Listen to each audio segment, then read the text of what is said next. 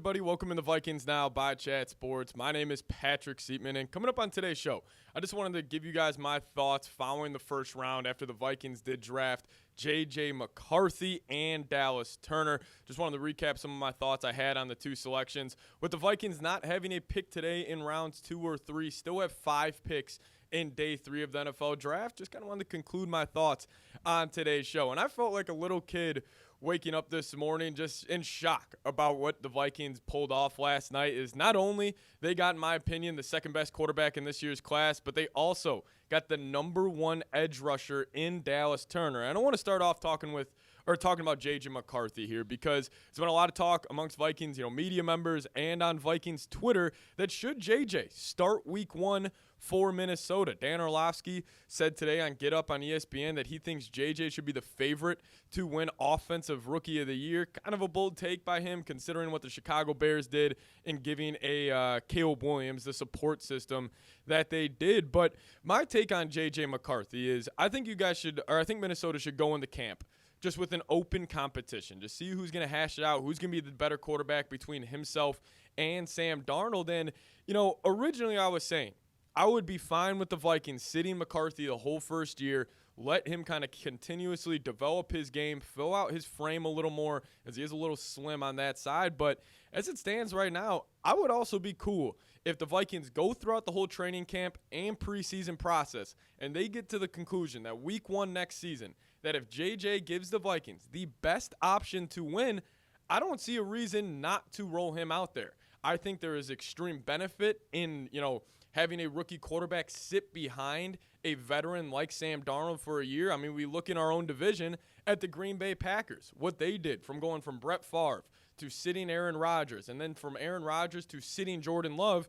Looks like they might have a franchise quarterback for the past, 30 or 40 years here. And then also, in my opinion, one of the best quarterbacks of all time already, Patrick Mahomes. He sat his whole first year behind Alex Smith. So in either camp, whether it's like start JJ week 1 or have him sit the entire season, I see both of those options as being viable for Minnesota. But I think you go into camp with an open competition at the quarterback position, make JJ McCarthy go earn his spot, make him earn that QB1 spot.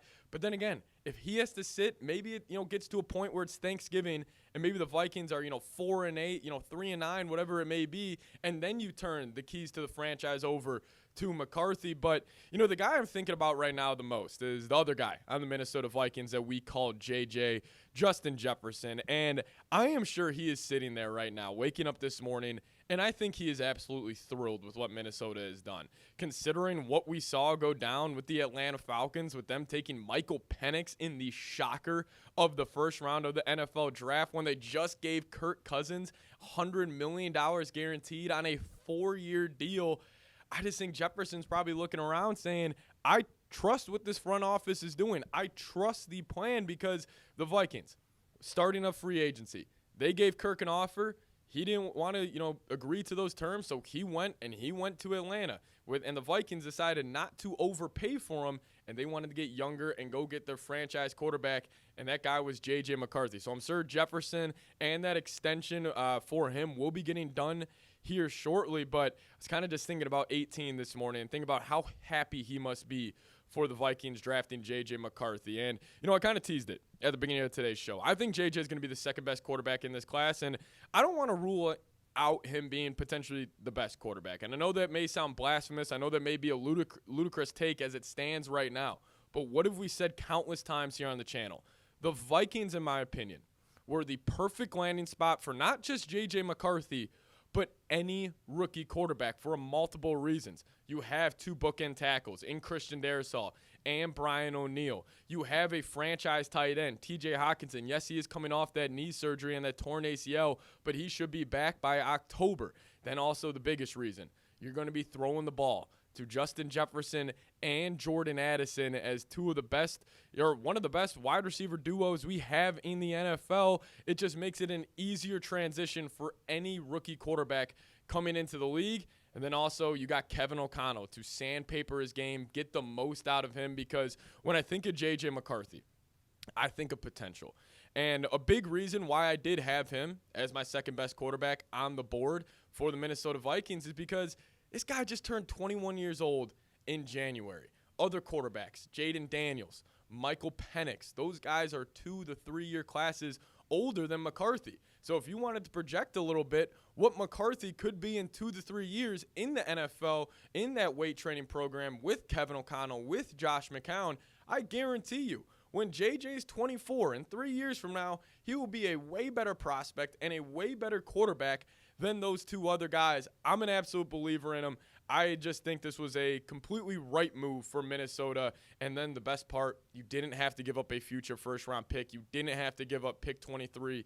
You just needed to give up a fourth to move up one spot. And I'm not going to lie, when the Jets were on the clock, I kept saying to myself on our watch party that we had, I was pretty concerned that the Jets could take a swing and take JJ McCarthy, considering Aaron Rodgers, obviously, coming off that torn Achilles and, him just being older in his NFL career. I thought they had a chance to take him, but the Vikings didn't take any risk there. They traded a fourth, moved up a spot, landed the Michigan quarterback, and they were able to get a guy like Dallas Turner in the second half of round one, which we'll dive into here in a second. But first off, guys, I just got to ask you, do you believe in JJ McCarthy? Give me a Y for yes or an N for no down in the comments section. I'll tell you what, if I don't see over 300 yeses come down below on today's show, I may be a little disappointed in Vikings fans because I just think McCarthy's going to work out, and I'm a total believer in him in being the franchise quarterback. But let me know, do you guys believe in JJ McCarthy?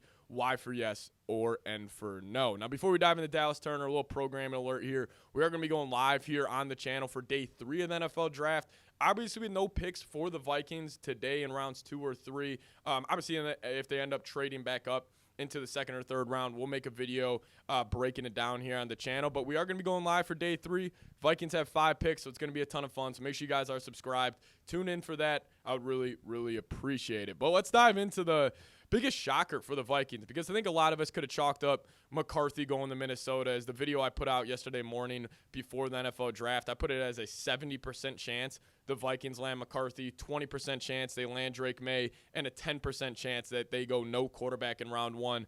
Well, they obviously ended up going with the Michigan QB, but they were able to keep on that pick, or keep that pick number 23, and go trade back up into the first round and go land Dallas Turner with a trade with the Jacksonville Jaguars. And I thought this was a great move. And the one thing I love the most about Dallas Turner, when I was going back last night, watching some of his tape, he is an extremely versatile edge rusher. And, we know with what Brian Flores likes to do on the defensive side of football. He likes to line up 8 guys on the line of scrimmage on these big-time third downs, and you're the quarterback. You're the offense. You kind of have to pick and choose who's coming. Well, if you have a versatile edge rusher who can drop in the coverage, it's just going to make it even more challenging on the opposing quarterbacks to figure out what the Vikings are going to do. And I think this was a great combination, pairing up Dallas Turner with a guy like Andrew Van Ginkel, who is another extremely, extremely versatile outside linebacker. I mean, if you're going to line up, let's just say Dallas Turner, Van Ginkel, Jonathan Grenard, who he signed from the Houston Texans, and you got 3 premier edge rushers coming at the quarterback, but also 2 of them are elite in dropping in the coverage as well. I think the Vikings are going to cause hell for opposing offenses next season. And I just love the momentum this team has, because, there are all the talk right now on who's going to run the NFC North for the next couple of years is all about the Chicago Bears. They got Caleb Williams. They got Rome Odunze. They brought in Keenan Allen, and I get all that. The Bears have made a ton of great moves this offseason. But I think the Vikings are going to be disrespected and underrated heading into the next season. You have a really good football team here in Minnesota. I think the defense is going to be top 15, if not top 10 next season. Then with all the weapons you have on offense, with the creative offensive mind in Kevin O'Connell, and now potentially a franchise quarterback in JJ McCarthy, I think the Vikings are going to be good for the next 5 to 10 years because of the Michigan quarterback. But, also if Sam Darnold's got to roll out there next season, I think he could scrap together, 9 to 10 wins for this football team just because of the roster that they have around, whether it's Darnold or JJ owning that quarterback position. But I really love the move of Dallas Turner. I think it just gives Brian Flores just another guy that he can deploy on defense where, you don't know if he's dropping the coverage. You don't know if he's coming to the quarterback. And I want to address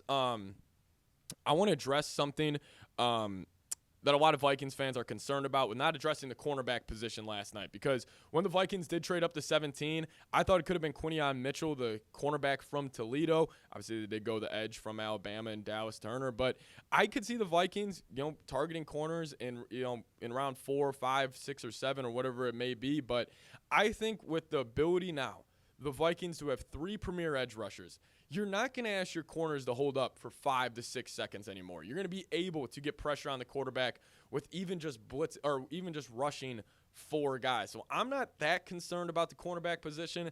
And plus, if you just finally get one of these guys to have a breakout year like a Mekhi Blackman, Andrew Booth, a Caleb Evans, and maybe Byron Murphy has a better season than he did last, like the cornerback group won't be as bad as people think. And then plus, you got some dogs at the safety spot still. You still got Harrison Smith, Lewis Seen, Josh Metellus, another Michigan player there on the Vikings roster, Cam Bynum as well. Like, the Vikings got a lot of good defenders on that side of the football. So I'm not too worried about the defense. Would I like for them to target corner here late in the NFL draft? Of course, and I think they will, but I don't think it was the biggest deal that they decided, to go edge rusher over a cornerback, considering what a perfect fit it feels like for Dallas Turner and Brian Flores. And overall, that's my thoughts on these 2, picks in the first round. I think JJ McCarthy, he's a perfect fit with what Kevin O'Connell wants to do on that offensive side of the football. And I think Dallas Turner is a perfect fit for what Brian Flores has to do. But, hey, if the Vikings do trade back up into day 2 of the NFL draft, we'll have a video breaking down that prospect.